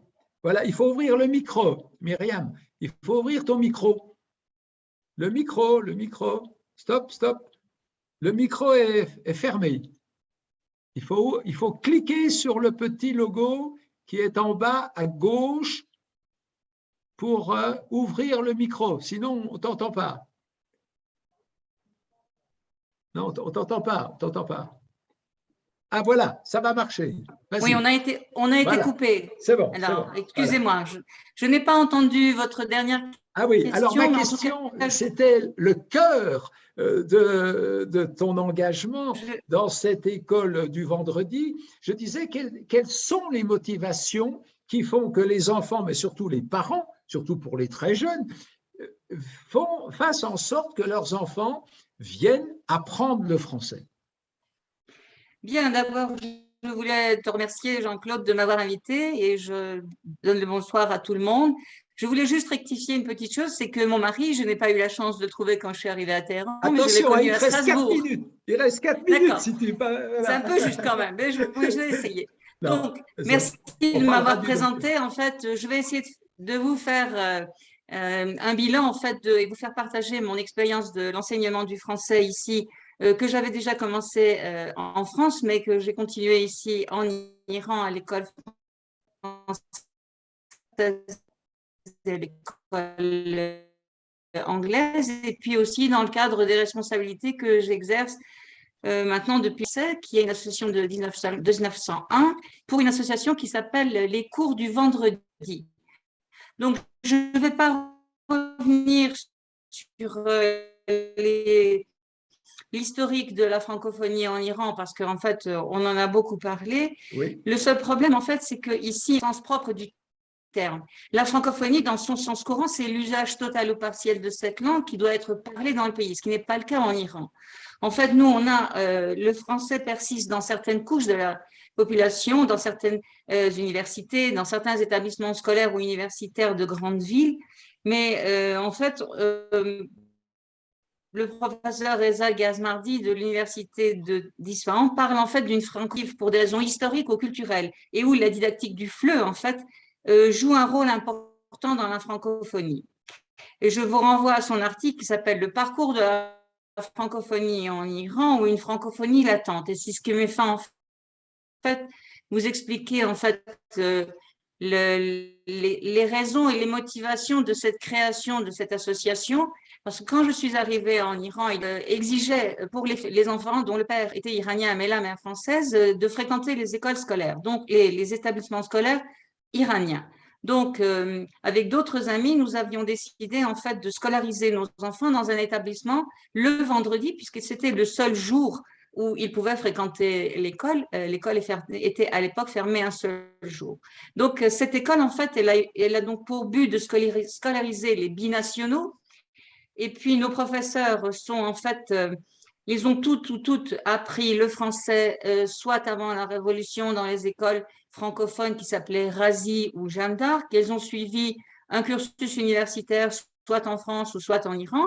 Et elles sont riches d'une expérience en fait de l'enseignement du français à l'école française de Téhéran ou dans des nombreux instituts ici maintenant d'enseignement du français FLE à Téhéran.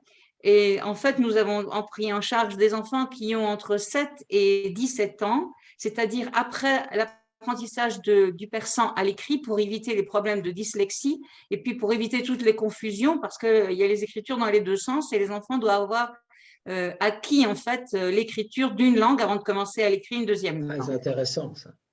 Et nous, en fait, on s'attache aussi bien à l'apprentissage de l'oral que de l'écrit.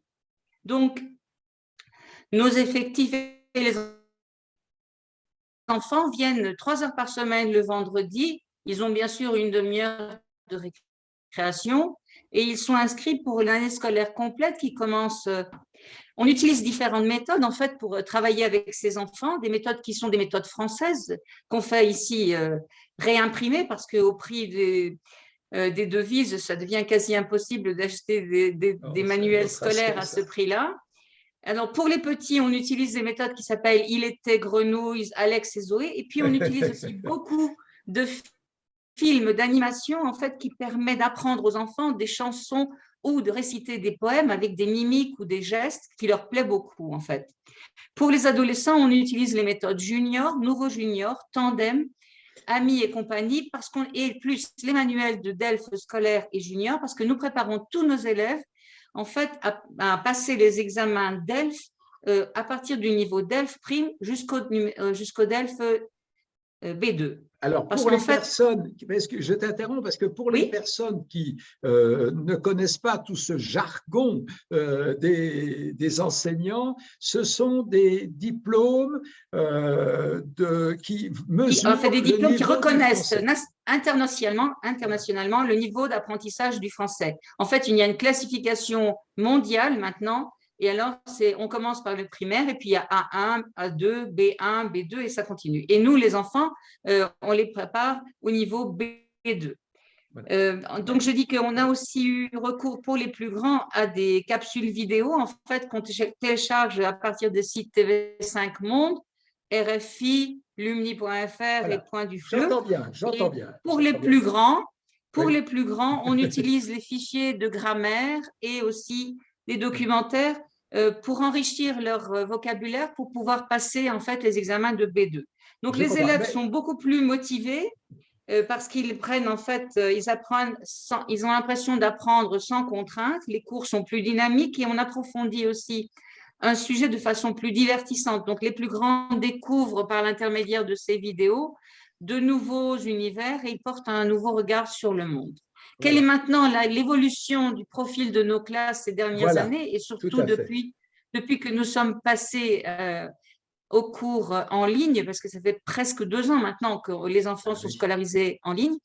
Alors, on a eu des effectifs relativement réduits pour les débutants parce qu'ils avaient déjà du mal à suivre l'école primaire iranienne. Donc, et aussi, en fin de parcours, c'est-à-dire qu'en Iran, l'équivalent de la terminale, ils sont obligés de passer un concours d'entrée ou de se préparer à un concours d'entrée pour aller à l'université. Et donc, c'est difficile de gérer sur les deux tableaux, en fait. Et en ligne, pour les plus petits, maintenant, on remarque qu'ils ils se démotivent pas du tout. Le cours est devenu une activité complètement ludique et les parents sont très étonnés d'ailleurs que leurs enfants soient aussi, j'allais dire, attirés et puis qu'ils attendent impatiemment le vendredi pour pouvoir continuer leur cours. Ils ont un peu l'impression d'être devant la télévision, mais ils apprennent sans se rendre compte qu'ils apprennent. En fait, c'est ça qui est important. Ça permet aussi aux plus petits, en fait, j'allais dire, d'homogénéiser le cours parce qu'en fait, on les tire un peu par le haut. C'est aussi une façon, c'est dû aussi à l'investissement un peu supplémentaire des parents qui sont quelquefois obligés de rester assis à côté de leurs enfants et puis qui sont aussi plus impliqués maintenant dans le suivi scolaire de la scolarité de leurs enfants en français. Voilà. Attends, pour les plus grands… Stop. Attends, mais tu dis j'ai 4 minutes alors. Non, mais attends, c'est parce que je veux poser une question. Quels sont les milieux professionnels sociaux de ces jeunes qui sont inscrits au cours du vendredi? Bon, je dois dire que ce sont quand même des enfants dont les familles sont plus favorisées. Je crois qu'on a très peu d'enfants.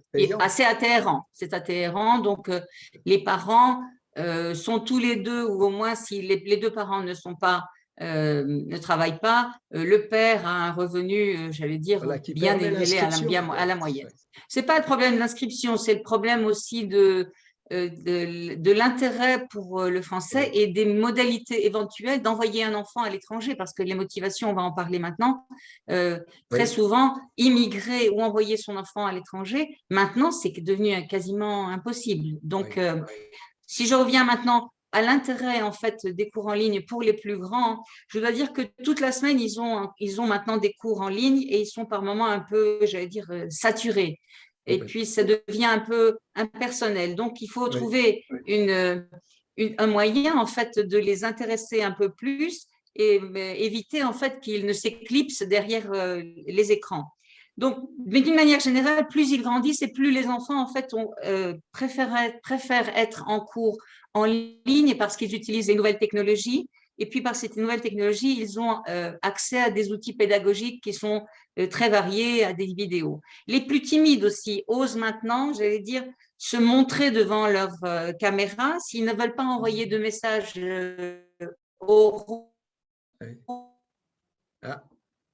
On a des petits soucis avec la bande passante. On a des soucis avec la connexion de Myriam Rakochar, qui est peut-être à Kashan. Si elle est à Kashan, c'est entre Téhéran et Ispahan. Envoyer des messages écrits, donc il faut qu'il tape sur le clavier, il faut qu'il fasse attention à l'écriture, à l'orthographe, à la conjugaison. Allô? Attends, ne parlons pas trop de pédagogie. Attends, Myriam, oui, ne parlons pas trop de pédagogie, puisque ce qui nous intéresse, c'était de savoir la motivation. Qui parle français, pourquoi on parle français. Alors là, je voudrais, pour conclure, avant que tout le monde s'en aille, parce que ça fait bientôt 2 heures que les gens sont là, tu sais, ce n'est pas facile de tenir l'assistance comme ça en non présentiel. J'aimerais qu'on termine, ça serait le mot de la fin, parce que c'est la plus belle chose qui existe entre la France et l'Iran. Est-ce que la francophonie peut être un outil pour la coopération culturelle? Voilà. Oui. Ça, tu sais de quoi tu parles. Oui, j'allais dire, oui, j'ai un peu les deux casquettes. En fait, je travaille dans le musée que je dirige, qui s'appelle le musée du docteur Rakochar à Bordeaux, dans la province d'Ispahan. C'est un écomusée privé. Voilà. Je travaille beaucoup avec les enfants et je pense que la francophonie peut être un outil pour la coopération culturelle. Dans une certaine mesure, elle a un objectif commun avec mon investissement dans les activités au musée. C'est-à-dire que j'éduque les enfants à devenir des citoyens du monde et pour qu'ils prennent leur conscience de leur identité. Et ce que je les mène en fait sur la voie de l'apprentissage de la diversité culturelle. Alors, c'est un grand mot, mais en fait, ça se fait par diverses étapes. D'abord, les enfants font l'expérience du concept du « nous » par rapport à celui de « eux ». et l'autre est différent. En fait, il fait des choses différentes, il parle autrement, mais il ne me met pas en danger. Donc, l'enfant, petit à petit, est rassuré. Et en apprenant une nouvelle langue, on peut augmenter sa capacité à innover. On sort des habitudes du train-train et de sa zone de confort. Et les enfants deviennent beaucoup plus curieux. Ils deviennent aussi, par là même, aussi beaucoup plus tolérants. Donc, en se connaissant mieux, les enfants, petit à petit, ils oublient les préjugés qu'ils auraient pu entendre dans leur famille, dans leur entourage, à l'école ou dans un milieu scolaire. Et on a une sorte de synchronisation, en fait, qui se met en place. La communication se fait beaucoup plus facilement. Donc, l'intérêt de la chose, c'est que les enfants, quand ils vivent dans un environnement qui accepte et qui respecte la diversité, en fait, ils se sentent beaucoup plus libres d'exprimer leur propre singularité et ils font beaucoup plus d'efforts pour apprendre, en fait, une nouvelle langue parce qu'ils sont doublement motivés. Tous ces efforts, en fait, de l'apprentissage d'une langue, inconsciemment, j'allais dire, permettent aux enfants de prévenir l'insécurité, de prévenir l'instabilité, et cela favorise en fait un climat de paix durable. Donc, tel est en fait le cheminement que je mène de pair dans mes activités d'enseignante et de directrice d'un écomusée, en fait, qui, par ses nombreux prix qu'il a pu garder, qui a pu lui être décerné par ICOM, qui est la direction de tous les musées en fait au niveau international, et l'UNESCO qui s'occupe beaucoup en fait de pédagogie, d'entretien, d'éducation avec les enfants. Maintenant, le musée, par toutes les reconnaissances qu'on a pu avoir au niveau de la créativité, des activités diverses d'enseignement, d'innovation qu'on a pu avoir et toutes les nos engagements dans la meilleure connaissance de la culture et iranienne et française. Maintenant, ce musée jouit d'une réputation internationale. Voilà. Alors, j'ai vraiment essayé de faire le plus court possible. Voilà, merci. Je vous remercie de votre attention et j'espère vous rencontrer très bientôt à Téhéran. Merci Myriam. Le plaisir sera partagé.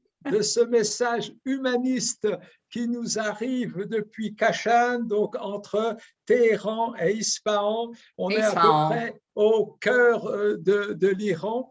Et sur ces belles paroles, je vais dire bonsoir à tout le monde, mais je veux avant tout vous rappeler que du 4 au 7 novembre, le Centre franco-iranien, pour ceux qui habitent et qui résident plutôt sur la région parisienne, pour les autres, s'ils sont dans le secteur, ils seront les bienvenus.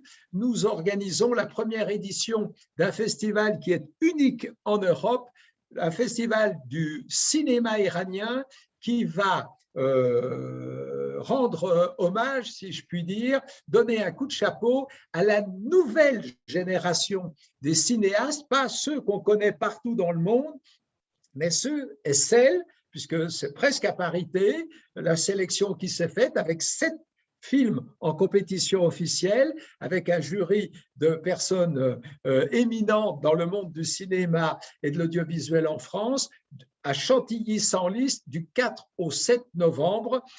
Nous aurons la chance de recevoir nos 7 réalisatrices et réalisateurs iraniens qui seront présents pour présenter leur premier ou leur deuxième film, mais c'est la tendance. Nous avons envie de montrer quelles sont les tendances, les approches du jeune cinéma iranien, un des cinémas les plus actifs dans le monde, avec une centaine de longs métrages par an qui sont produits, un peu moins avec la Covid en ce moment, mais bon, les choses sont en train de s'arranger en Iran. Je suis et nous sommes bien heureux pour vous tous que les choses s'arrangent et que vous sortiez le plus vite possible, comme nous sommes en train à peu près de vivre les choses ici en France, et que tout redémarre comme avant, au moins déjà au plan sanitaire.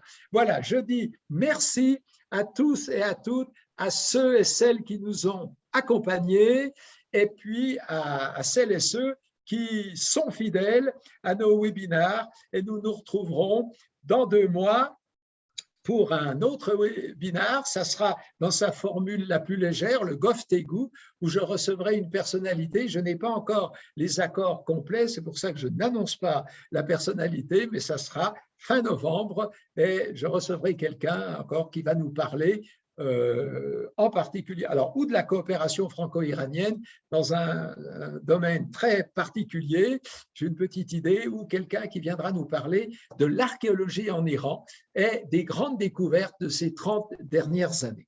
Voilà, je vous remercie au nom du Centre franco-iranien, tous et toutes, et je salue nos amis d'Iran encore plus chaleureusement.